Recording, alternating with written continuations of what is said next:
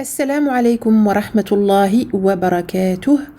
Je reviens sur cette vidéo sur l'une des 4 règles de An-Noun As-Sakina wa Tanwin. C'est une règle que l'on voit en début de leçon 17 de Nouraniya, donc au début de la 17e leçon ou dernière leçon de Nouraniya. Ici, à l'avant-dernière page, nous avons plusieurs exemples avec des assimilations. Assimilation ou idgham en arabe. Al-idgham, c'est quoi? C'est la combinaison de deux choses. Première chose, an-noun as-sakina ou alors at-tanwin, car on sait que at-tanwin ou an-noun as-sakina, c'est la même chose. Dans la fathatain, vous avez an-noun as-sakina. An, dans la kasratain, vous avez an-noun as-sakina. In, et dans la dhammatin, vous avez an-noun as-sakina. Un. Donc la première chose, c'est d'avoir noun sakina, plus une des 6 lettres qui forment le groupe de lettres yarmaloun ou yarmouloun. Yarmouloun. Donc ya, ra, mim, lam, waw et noun. Regardez ici. Après un noun as-sakina, on va avoir un ya. Ici également, ici également, ici également, ici après un noun as-sakina on a un ya également, ici après un noun as-sakina on a le ra qui fait partie également de yarmouloun. Après un noun as-sakina on a un mim, le mim faisant partie également de yarmouloun. Après un noun as-sakina on a un mim également ici. Et là, après an-noun as-sakina, on a un lam, le lam faisant partie également du groupe de lettres yarmouloun. Je m'arrête ici pour les exemples. Premièrement, je vous redonne la bonne manière de prononcer al-idgham. Et deuxièmement, je vous donnerai également, inch'Allah, les différentes erreurs à éviter. Donc, comment je lis ça? Je vais ici faire fusionner mon noun soukoun avec le ya qui suit. Donc vous vous rappelez, je vous avais fait une vidéo dans laquelle je vous disais que c'était comme si on créait un ya ici avant le ya maftouh, un ya ici au milieu, soukoun, dans lequel réside la nasalisation. Donc on fait fusionner nun soukoun avec ya. Ici on garde absolument la fatha du ra. Et au niveau de la deuxième fatha ici, je fais fusionner avec le ya en faisant une nasalisation très complète, très longue, donc en arabe akmal ma takoun.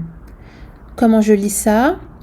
Khayran yarahu. Et pour la deuxième lecture, khayran yarah. Et maintenant passons aux erreurs à éviter. Donc une erreur à éviter est de faire khayran yarahu.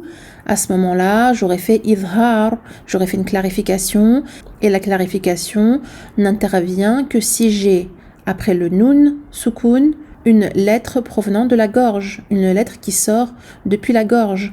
Hamza ha, ayn ha, ghayn kha. Ce qui n'est pas le cas ici. Ici, on a un ya.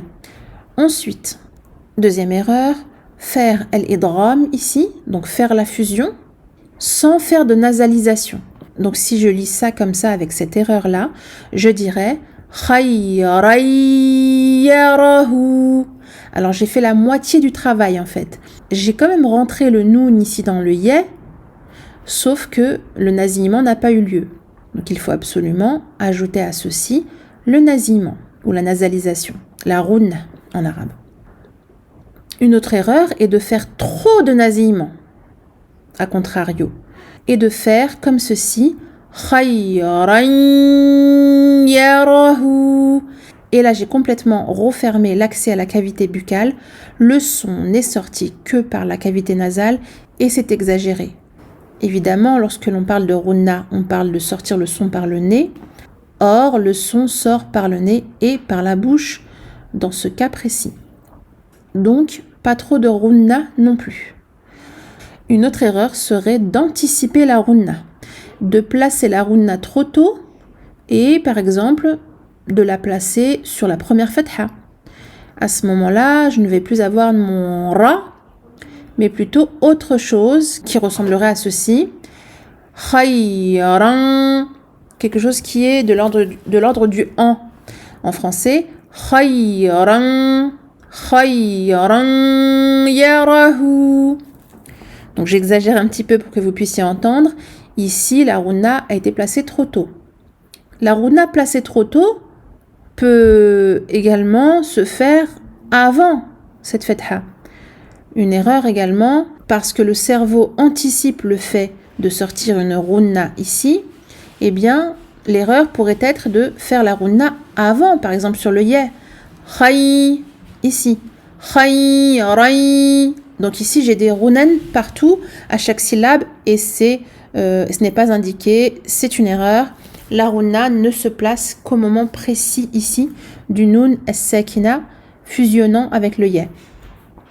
Et du coup, à contrario, une autre erreur serait de placer la rouna après, sur le ya qui suit, le ya maftouh, et même peut-être sur les deux temps de la fin, parce que l'on sait que les rounan s'incrustent souvent sur les moudoud. Donc, il faut y faire attention, surtout sur les moudoud de 4 temps ou plus. Donc, avec cette dernière erreur, cela ressemblerait à khayran yarahu. Donc là, j'ai placé la rouna à partir du tanwin jusqu'au ya suivant, ou alors khayran yarahu yarahu. Donc là, j'ai une rouna à la fin et vous l'avez bien entendu, cela sonne faux, cela n'est pas juste du tout. Barakallahu fikum, wassalamu alaikum wa rahmatullahi wa barakatuh.